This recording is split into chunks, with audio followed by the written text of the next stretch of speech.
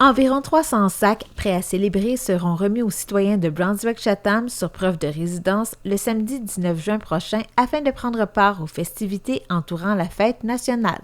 On se souvient qu'en 2020, on a dû annuler la fête nationale, donc on est vraiment très content cette année de pouvoir offrir quelque chose aux citoyens, même si ce n'est pas ce qu'ils ont l'habitude d'avoir, là.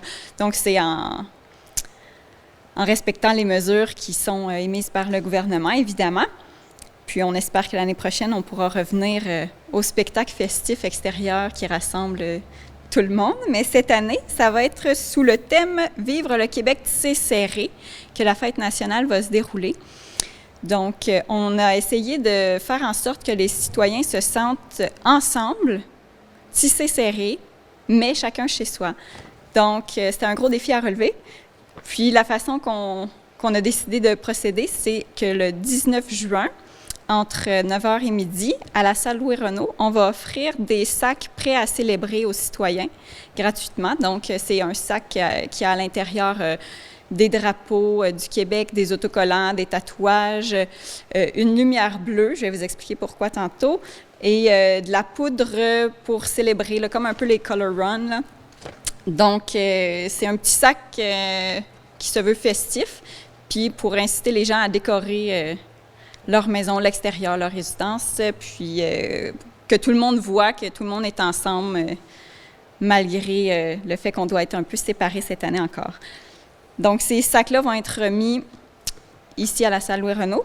Puis, sinon, le 24 juin, les citoyens sont invités à 19h40 à aller sur notre page Facebook, la page Facebook de la Ville de Brunswick-Chatham, parce qu'on va mettre en ligne une vidéo pour l'hommage au drapeau et le discours patriotique. Donc, ça va être un beau montage avec des images de la région, là, puis ça va être sur notre page Facebook à 19h40. Puis ensuite, à 19h50, il va y avoir Flash tes lumières partout à travers la ville. Donc, de là, l'ampoule bleue qui va avoir été donnée dans le sac prêt à célébrer.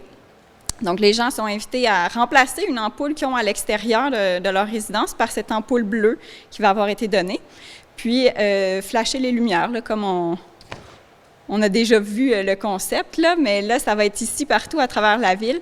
Puis, il y aura même les lampadaires des rues de la ville qui vont s'illuminer comme ça. Donc, j'aime le mentionner parce qu'on ne veut pas recevoir des appels parce que les gens vont penser qu'il y a des problèmes avec les lumières de rue. Non, non, c'est voulu.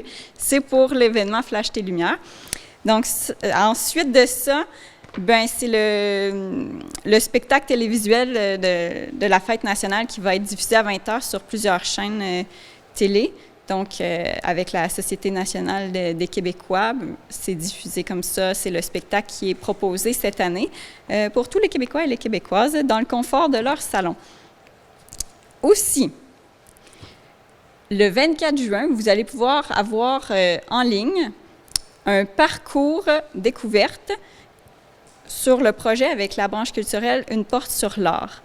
Donc, ça va être un explicatif des parcs dans lesquels sont installées les œuvres qui ont été faites par des artistes de la région. Puis ça va être disponible en ligne le 24 juin aussi. Je veux juste ajouter que dans un souci de virage vert, quand on fait des événements, on essaie toujours d'avoir une petite touche un peu plus environnementale, écologique. Puis dans cet événement-ci, les items du sac prêt à célébrer, donc les drapeaux de plastique sont faits de plastique recyclé. Les ballons que vous avez, c'est des ballons biodégradables. Et la poudre festive, là, colorée, elle est aussi biodégradable et hypoallergénique pour les gens qui ont des allergies sévères. On est très fiers de présenter le deuxième volet du projet Une porte sur l'art. La présidente de la branche culturelle invite la population à découvrir les 4 œuvres d'art réalisées par des artistes de Brunswick-Chatham grâce, entre autres, aux anciennes portes de la maison dite Roussel située au coin des rues principales et des Érables. On avait installé 2 portes en 2020, des portes qui avaient été faites par Lisanne Bernatchez et Louise Doyon en médiation culturelle avec l'École Bouchard puis le grand public. Il y avait aussi une porte faite par Jessica Peters. Alors, cette année, on a la chance d'avoir 2 nouveaux artistes qui nous permettent d'avoir Des points de vue complètement différents, des visions complètement différentes. C'est vraiment magnifique le résultat que ça donne, je trouve, avec les 4 portes au complet.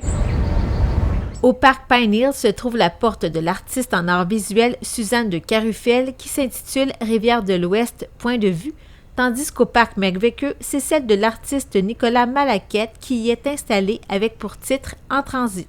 D'un côté, ça donne une vision, si on était vraiment ailleurs, là, c'est carrément dans l'espace, on a une vue du sol lunaire, on a même une main sur la porte que j'ai sculptée pour essayer de rejoindre l'autre dimension. Puis l'autre côté, c'est plus une vision ici sur Terre, où est-ce qu'on voit le ciel, les arbres, puis il y a des carreaux qui sont...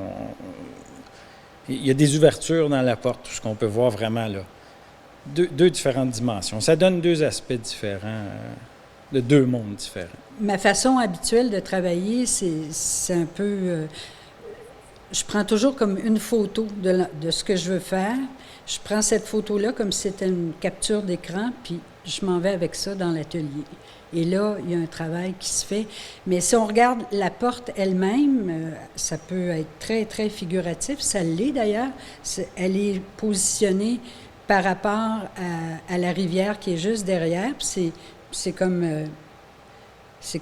une double image. Il y a l'image de la rivière et il y a l'œuvre sur laquelle j'ai travaillé. La municipalité de Brunswick-Chatham invite la population à partager des photos festives de la fête nationale à l'aide du mot-clic « Je t'aime déjà ».